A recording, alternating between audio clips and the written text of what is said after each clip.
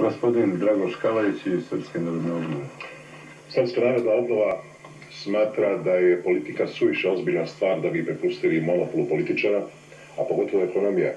Stoga će se Srpska narodna obnova zalagati da se uspostavi drugi dom Skupštine u kome će biti zastupljeni mnogo značajniji interesi, mnogo značajniji aspekti i dimenzije naše zajednice nego što su klasni i ideološki interesi.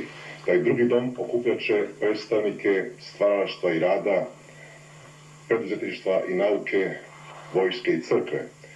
Jer mi smatramo da najbolje znaju kako treba uređivati i stvarati zakone za vojsku, ratarstvo, poljoprivredu ili nauku upravo vojnici, ratari i naučnici.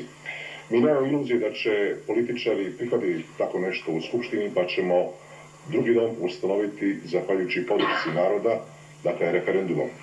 Naš program sastoji se u 4 reči rečeno u znaku ekonomskog nacionalizma i pravoslavnog kapitalizma. I naš program je već privukao pažnju ruskih eksperata ruskih patriotskih snaga.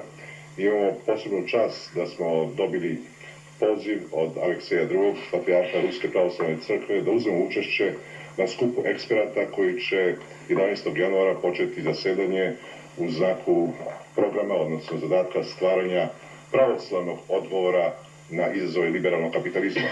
Jer mi smatramo, i to se zna, da je liberalizam grobnica nacija, liberalizam je negacija demokratije, liberalizam je zapravo i negacija najboljih plodova slobodnog takmičenja i pogotovo pravoslavne etike.